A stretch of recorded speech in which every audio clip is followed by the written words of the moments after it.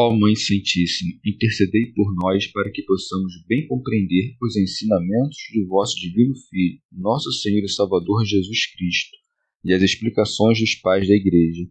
Ó Virgem Imaculada, ofereço-vos este trabalho e peço que abençoais aqueles que o ouvirem, e que seja para a maior honra e glória de Deus. Amém.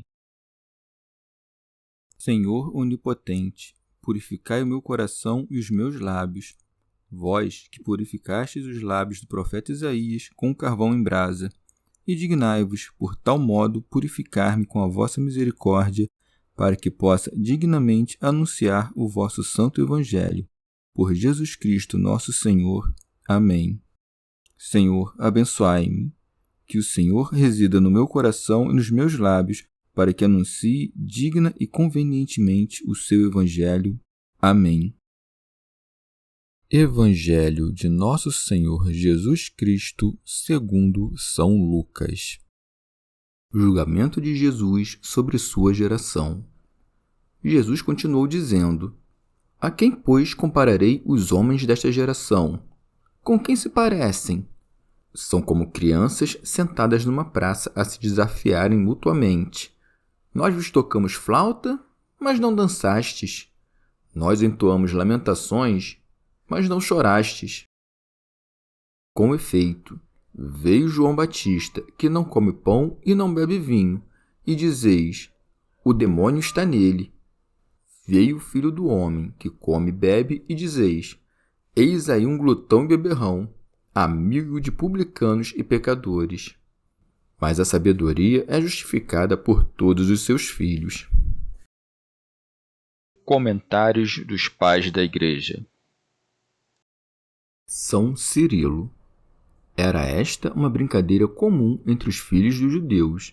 Dividiam-se as crianças em duas turmas e zombavam todas da instabilidade da presente vida, umas cantando, outras lamentando. Mas nem os que lamentavam se alegravam com os alegres, nem os alegres participavam da tristeza dos que choravam. Em seguida, repreendiam-se uns aos outros, acusando uns nos outros a falta de compaixão. Que estes eram os sentimentos do povo judeu e de seus chefes, Cristo o insinua com as seguintes palavras: A quem, pois, compararei os homens desta geração? Com quem se parecem? São como crianças sentadas numa praça, a se desafiarem mutuamente. Nós vos tocamos flauta, mas não dançastes. Nós entoamos lamentações, mas não chorastes. São Beda. Aquela geração de judeus é comparada às crianças, porque por professores antigamente tinham profetas, a respeito dos quais se diz: da boca das crianças e meninos de peito fizestes sair um perfeito louvor. Santo Ambrósio. Os profetas cantaram melodias do Espírito, ecoando os oráculos da salvação do povo. Choraram chorosas elegias para abrandar os duros corações dos judeus. Este cântico não era cantado no foro nem nas praças, mas em Jerusalém, pois é ela o foro do Senhor, em que as divinas leis se promulgavam. São Gregório de Nissa. O canto e as lamentações não são outra coisa senão excessos, um de alegria, o outro de tristeza. Ora, quando dos instrumentos musicais soa uma melodia apropriada a cada sentimento, o homem, ao responder com um movimento apropriado dos pés ou do corpo, manifesta a disposição interior, e por isso diz: nós entoamos lamentações, mas não chorastes. Santo Agostinho. Isso faz referência a João. Quando diz: nós entoamos lamentações, mas não chorastes, refere-se a João, cuja abstinência de alimentos e bebida representava o luto do arrependimento. Por isso, para explicar, acrescenta: com efeito, veio João Batista, que não come pão e não bebe vinho, e dizeis: o demônio está nele. São Cirilo. Atrevem-se a recriminar um homem, ainda que digno de toda admiração. Dizem estar possuído do demônio aquele que mortifica a lei do pecado que se oculta nos seus membros. Santo Agostinho. Ao dizer, nós vos tocamos flauta, mas não dançastes, refere-se ao Senhor mesmo, que, comendo e bebendo com os outros, prefigurava a alegria do reino. Por isso segue: veio o Filho do Homem que come e bebe, e dizeis, eis aí um glutão e beberrão. Tito Bostrense. Cristo preferiu não se abster de tais comidas para não dar aos hereges a ocasião de declarar má toda criatura, ou de condenar a carne e o vinho. São Cirilo. Onde conseguiram provar que o Senhor era um glutão? Vemos, com efeito, que a todo momento Cristo repreende a imoderação e aconselha a moderação. Convivia com publicanos e pecadores. Por isso, para vituperá-lo, acusavam-no de amigo de publicanos e pecadores. Era impossível, porém, que ele mesmo caísse em algum pecado. Pelo contrário, tornava-se para eles causa de salvação.